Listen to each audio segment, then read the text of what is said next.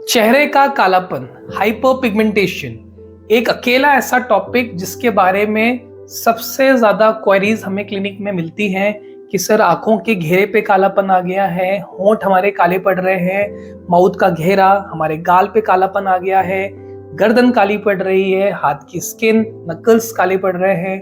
तो इस सब टॉपिक को हम एक ही बार में कवर करने की कोशिश करेंगे।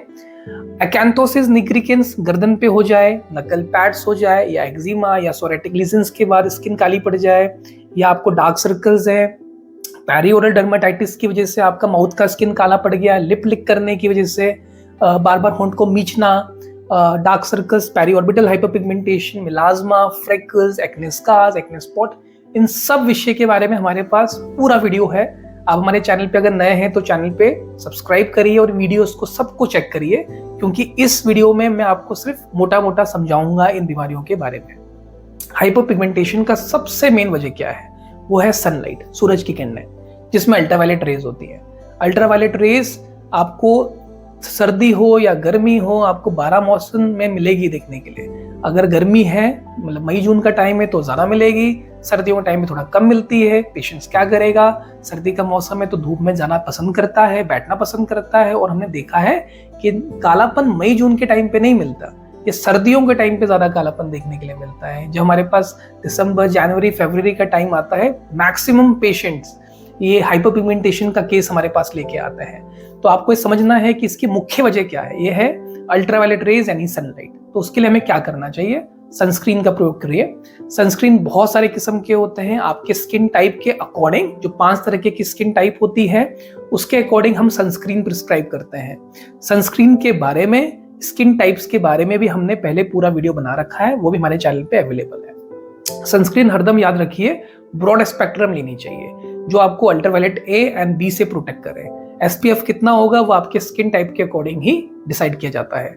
बेस्ट सनस्क्रीन वो रहती है जिसमें मॉइस्चराइजिंग इफेक्ट के साथ सनस्क्रीन का इफेक्ट हो, तो एपिसॉफ्ट एसी सबसे बेस्ट एक ऑप्शन मेरे हिसाब से अवेलेबल रहता है।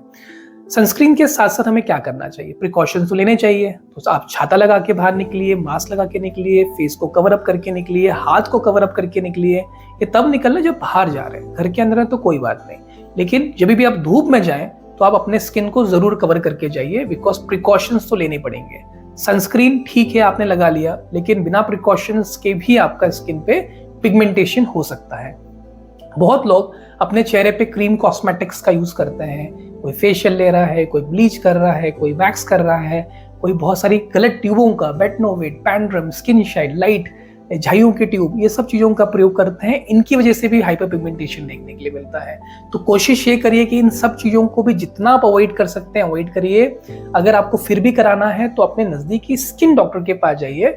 हमारे पास बहुत सारे और साधन भी होते हैं जिससे कि हम स्किन को क्लीन कर सकते हैं। आपके पास लेजर हेयर रिमूवल थेरेपी होती है, आपके पास कॉस्मो पीलिंग्स होती हैं, टॉपिकल ट्यूब्स वगैरह होती हैं, जिससे कि आपका स्किन वैसे भी ठीक हो सकता है। हाथों का कालापन अगर हो रहा है तो बेसिकली देखा जाता है टैनिंग की वजह से है। हम धूप में जाते हैं, गाड़ी चला रहे हैं, बच्चे लोग हैं, स्कूल कॉलेज वाले, तो वो बिना हाथ को कवर करे जा रहे हैं, बिना सनस्क्रीन लगाए जा रहे हैं, तो स्किन काली पड़ जाती है।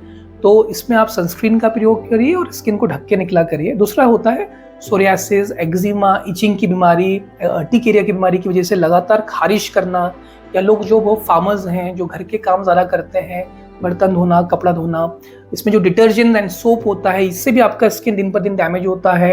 एक्जिमा हो सकता है, सोरेटिक लीजन्स होता है, जिसके बाद ठीक होने के बाद भी स्किन आपकी ब्लैक पड़ सकती है। तो उसके लिए अगर ऐसे कोई अंडरलाइन कंडीशंस है तो उसके लिए अपने नजदीकी चमड़े के डॉक्टर के पास जाके आप उसका ट्रीटमेंट लीजिए। तो हाइपरपिगमेंटेशन होने के चांसेस बिल्कुल नेग्लिजिबल होते हैं। साथ साथ में मॉइस्चराइजर का जरूर प्रयोग करते रहना चाहिए। हमें अपने हाथों पे बार बार हैंड वॉश वगैरह भी नहीं करना चाहिए, सैनिटाइजर्स वगैरह का बार बार प्रयोग नहीं करना चाहिए। दूसरा होता है गर्दन का कालापन, तो इसमें एक्ैंथोसिस निग्रिकेंस बोलते हैं। बहुत ज़्यादा मोटापा होने की वजह से, ओबेसिटी होने की वजह से, डायबिटीज होने की वजह से, धूप में ज़्यादा रहने की वजह से, या जेनेटिक इश्यूज की वजह से भी ये कालापन देखने के लिए मिलता है। इस बारे में हमारे पास पूरा वीडियो अवेलेबल है। इसके लिए आप पूरे स्किन को ढक के रखा करिए। गर्दन पे माला या ऐसे कोई जो हम लोग सोना चांदी पहनते हैं नेक में, वो हमें अवॉइड करना चाहिए। धागा वगैरह थोड़ा अवॉइड करना चाहिए।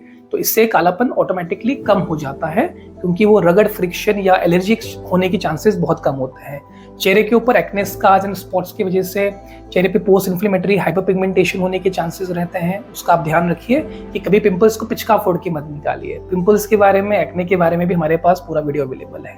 बहुत लोग मेहंदी डाई लगाना प्रेफर करते हैं स्कैल्प में, जिसके बाद वो रंग चेहरे पे आ सकता है, नेक पे आ सकता है और स्किन काली पड़ जाती है। इसलिए मेहंदी और डाई को हमें अवॉइड करना चाहिए। अगर आवश्यकता है बहुत ज़्यादा तो पत्ते वाली मेहंदी आप लगा सकते हैं, या वेजिटल कंपनी की मेहंदी आती है, हम उसका प्रयोग कर सकते हैं। डार्क सर्कल्स की बहुत सारी वजह हो सकती हैं, चाहे वो जेनेटिक है, चाहे आंखों की कोई बीमारी है जिसको हम एटोपिक डर्माटाइटिस कहते हैं, आईलिड डर्माटाइटिस कहते हैं। बहुत लोगों को पेरिओरल डर्माटाइटिस यानी एक्जिमा होता है, कंटिन्यूसली स्क्रैच कर रहे हैं, मीच रहे हैं, मल रहे हैं स्किन को, जिस वजह से स्किन देखने के लिए मिलती है। लिप लिक डर्माटाइटिस, होंठों को बार बार मीचना, जीप लगाना, उसकी वजह से भी स्किन काली होने के चांसेस ज़्यादा होते हैं। तो अगर ये अंडरलाइन डिजीज है तो उसका भी हम ट्रीटमेंट अवेलेबल है। या अगर आपको ऐसी कोई बीमारी नहीं है तो होंठों को बार बार मत मीचिए, आप लिप बाम लगाया करिए जिसमें SPF होता है, यानी सनस्क्रीन होना चाहिए। आप आँखों के घेरे को पे आप ये कर सकते हैं कि जब आप कहीं बाहर से आते हैं तो जो खीरा होता है, ककड़ी खीरा होता है, उसका एक स्लाइस काट के फ्रिज में रखा हुआ है, जब आए तो उसको आँखों पे रख लिया करिए।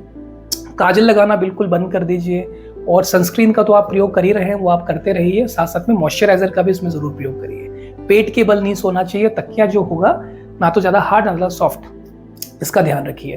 तिरछा सोना, टेढ़ा मेढ़ा सोना, इससे भी आपको डार्क सर्कल्स होने के चांसेस होते हैं। नींद पूरी ना होना, या खान पान में गड़बड़ी, विटामिन्स की गड़बड़ी होती है, कभी कभी थायराइड की वजह से, हार्मोनल इश्यूज़ की वजह से, पोषण की गड़बड़ी, विटामिन D की वजह से, B12 की कमी की वजह से भी स्किन पे कालापन देखने के लिए मिलता है।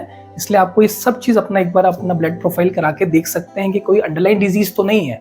अगर आप ये सब कुछ ठीक से फॉलो कर रहे हैं, आप सनस्क्रीन लगा रहे हैं, आपको कोई अंडरलाइन डिजीज नहीं है, आप अपने स्किन का केयर कर रहे हैं, तो हाइपरपिगमेंटेशन होने के चांसेस ही नहीं है। पर फिर भी हो जाए तो इसके लिए बहुत सारे ट्रीटमेंट अवेलेबल होते हैं। टॉपिकल ट्यूब्स है, लेजर रिसरफेसिंग ट्रीटमेंट है, PRP थेरेपी है, केमिकल पीलिंग्स है, जिस बारे में हमने पूरा वीडियो पहले बना रखा है।